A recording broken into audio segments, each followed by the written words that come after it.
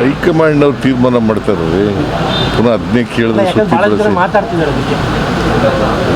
ಹೈಕಮಾಂಡ್ನವ್ರು ಏನು ತೀರ್ಮಾನ ಮಾಡ್ತಾರೆ ಅದು. ದೆಹಲಿಗೆ ಹೋಗ್ತಾ ಇದ್ದೀರಾ ಸರ್? ದೆಹಲಿಗೆ ಹೋಗ್ತಿದ್ದೀರಾ ಸರ್? ದಿಲ್ಲಿಗೆ ಕರೆದ್ರೆ ಹೋಗ್ತೀವಿ. ಅಲ್ಲ, ಸಂಪುಟ ಪುನರಚನೆ ವಿಚಾರನ ಅಥವಾ ಬೇರೆ ಏನು ವಿಚಾರ? ದಿಲ್ಲಿಗೆ ಕರೆದ್ರೆ ಹೋಗ್ತೀನಿ, ಇಲ್ಲಿವರೆ ನಾನೇ ಹೋಗ್ಬೇಕಾದ್ರೆ ರಾಹುಲ್ ಗಾಂಧಿ ಅಪಾಯಿಂಟ್ಮೆಂಟ್ ಕೊಟ್ಟಾಗ ಹೋಗ್ತೀನಿ. ಸಂಪುಟ ಪುನರಚನೆ ಸರ್, ಸಂಪುಟ ಪುನರಚನೆ ವಿಚಾರವಾಗಿ ಮಾತುಕತೆ ಕೇಳ್ಬರ್ತಲ್ಲ, ಆ ವಿಚಾರವಾಗಿ ಚರ್ಚೆಗೆ ನಾವು ಹೋಗ್ತೀರಾ? ರಾಹುಲ್ ಗಾಂಧಿ ಅವರು ಅಪಾಯಿಂಟ್ಮೆಂಟ್ ಕೊಟ್ಟ ಮೇಲೆ ತೀರ್ಮಾನ ಮಾಡ್ತೀವಿ. ಆ ವಿಚಾರಕ್ಕೆ ಕೇಳಿದ್ದೀರಾ ಸರ್? ಈಗ ಅಪಾಯಿಂಟ್ಮೆಂಟ್ ಕೇಳಿದ್ದೀರಾ ಸರ್? ಅಪಾಯಿಂಟ್ಮೆಂಟ್ ಕೇಳಿದ್ದೀರಾ ಸರ್?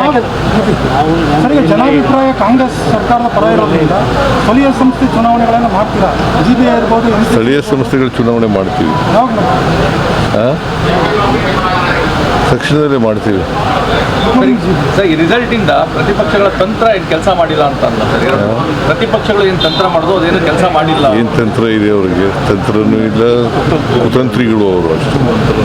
ತಂತ್ರಗಾರಿಕೆ ಏನು ಮಾಡಲ್ಲ, ಕುತಂತ್ರ ಮಾಡ್ತಾರೆ ಅಷ್ಟೇ. ಈ ಫಲಿತಾಂಶದಿಂದ ತಾವು 5 ವರ್ಷ ಕಂಪ್ಲೀಟ್ ಮಾಡ್ತೀರಾ ಅಂತಾರೆ ಸರ್? ತಾವು 5 ವರ್ಷ ಕಂಪ್ಲೀಟ್ ಮಾಡ್ತೀರಾ ಅಂತಲ್ಲ ಸರ್? ನಮ್ಮ ಪಕ್ಷ 5 ವರ್ಷ ಕಂಪ್ಲೀಟ್ ಮಾಡ್ತೀವಿ. ತಾವು sir as A chief minister ಪುನಃ ಅದನ್ನೇ ಹೇಳಿದ್ರೆ ಏನು ಪ್ರಯೋಜನ? ಹೈಕಮಾಂಡ್ನವ್ರು ಏನು ತೀರ್ಮಾನ ಮಾಡ್ತಾರೆ ಅದರಂತೆ ಯಾಕೆಂದ್ರೆ 5 ವರ್ಷ ಇರಬೇಕು ಅಂತಂದ್ರೆ ಇರ್ತೀನಿ ಸರ್. 83ನೇ ವರ್ಷಕ್ಕೆ ಚೀಫ್ ಮಿನಿಸ್ಟರ್ ಆಗಿ ತಾವು ಭಾಳ ಸೀನಿಯರು, ಅಂದರೆ ಇಡೀ ದೇಶದ ತಾವೇ ನಂಬರ್ 1 ಆಗಿದ್ದೀರಿ.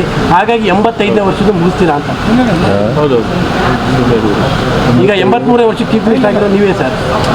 ನೋಡಪ್ಪ, ಹೈಕಮಾಂಡ್ನವರು ಮುಂದುವರಿರಿ ಅಂತಂದ್ರೆ ಮುಂದುವರಿತೇನೆ, ಇಲ್ಲ ಅಂತಂದ್ರೆ ಅವರು ಏನು ಹೇಳ್ತಾರೆ ಹಂಗೆ ಕೇಳೋದು. ಯಾವಾಗ ಹೇಳ್ಬೋದು ಸರ್?